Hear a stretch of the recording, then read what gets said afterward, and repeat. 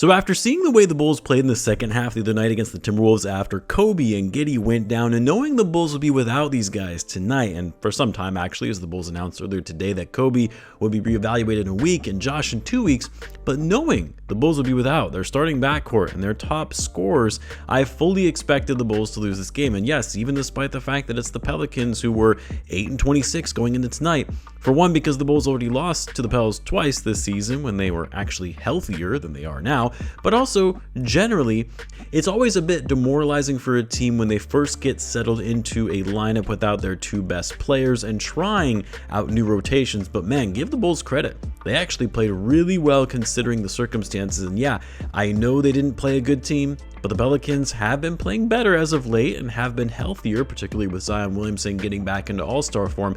To me, the thing that impressed me the most was the fact that the Bulls not only had 33 assists, which is above their season average at 29, but also only 7 turnovers, a season low for this team.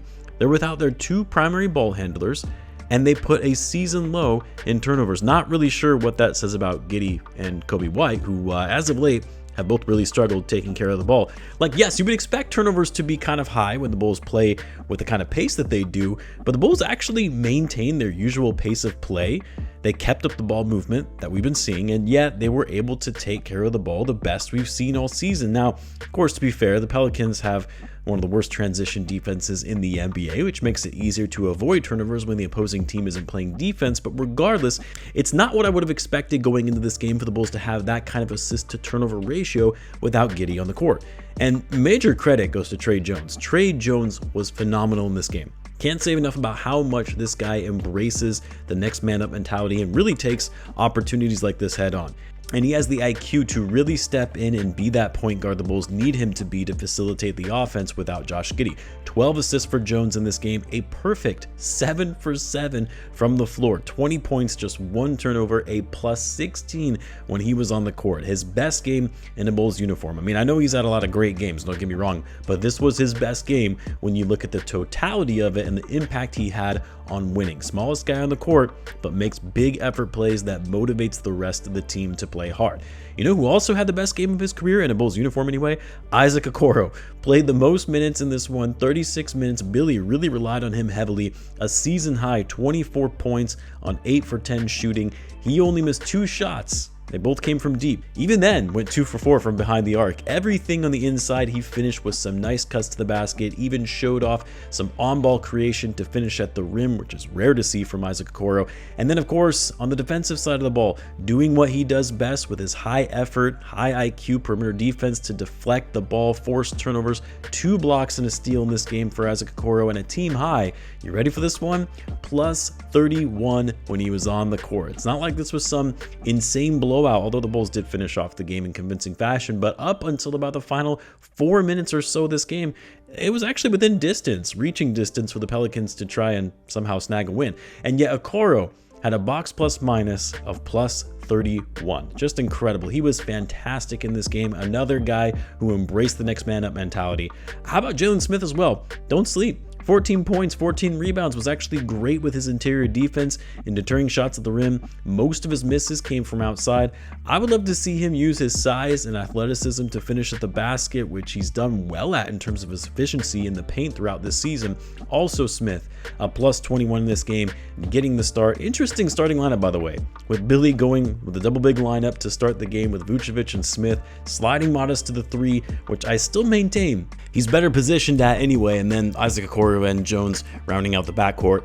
I wasn't sure what to expect when I saw that lineup first announced, but I actually kind of liked it because it gave the Bulls more size and physicality against the Pelicans bigs to enable them to crash the boards, but then also allows Modest to create more off the dribble, which he did in that first quarter. Modest is another guy I would have liked to see get more inside than settling for those outside shots, which we saw more of in the second half. Went 2 for 9 from 3, but was 6 for 8 from 2. He would end up finishing the game with 19.6 rebounds and 2 assists. 0 turnovers from Modest as well, which is great to see as he's had a little trouble taking care of the ball as of late. Vucevic, also solid. I actually figured Vuce was going to be leading the team in scoring with Giddey and Coby out, but that's actually what's been a strength of this team. is not having to rely on 1 or 2 guys to handle the bulk of the offense. They play an equitable style of offense where everyone gets involved. Another 8 guys in double figures tonight. It's becoming a common thing where we see from this team. You have so many guys that are scoring in double figures. Vucevic, though, 17 points, 7 for 13 shooting, 8 boards to go along with 5 assists. Hey, did I see this correctly? That Patrick Williams had 12 points, 4 for 8, hit a couple threes. The guy that could barely crack the rotation actually contributed. I mean, it wasn't pretty at times for Pat. I was begging for Billy Donovan to actually take him out of the game in the first half as he was just clanking shots and being so passive and not making the right plays. But man, he had some nice aggressive moves in the second and scored some big buckets when the Bulls needed it. It's also so funny to me, man. Like, I love Stacey King. He's a friend of the channel. I've had him on a handful of times. But if I have to hear him say, this is Pat's time to shine, or something to the effect of, he just needs to be more aggressive, or hey, he's still so young. Like, come on now. Pat is who he is. And this is coming from someone who held on to his Patrick Williams stock way longer than most did. Nah, Pat is not suddenly going to break out or become this impactful player. He's never going to be that guy. I would love to be proven wrong, but he's never going to be more than just a role player. Solid minutes from Kevin Huerter and Audasumu as well. I thought Ayo would actually get the nod in the starting lineup, but the double big lineup has actually been working out for the Bulls. And with no Zach Collins, you kind of need all the size that you can get. Ayo struggled to get his shot going, but played actually pretty well in that backup point guard role. He did well, tallying 6 assists in this game. So hey man, the Bulls proved me wrong. They actually played much better on offense than I would have expected without their playmaker in Giddey. They took care of the ball, they moved the ball well, played with great energy. Yeah, it's the Pelicans. We'll see if they can maintain this kind of play against a higher caliber team, which they will be tested on Friday night against the Orlando Magic. But so far, with no Coby and Josh, they looked okay. They look good. Let's see if they can keep it up. And yeah, guys, the tank isn't happening. Time to move on from that. See my video from earlier this morning. Anyway, I hope you guys all have a great New Year's. Stay safe out there. Have fun. Of course, as always, be sure to subscribe, and I will see you guys in the next one.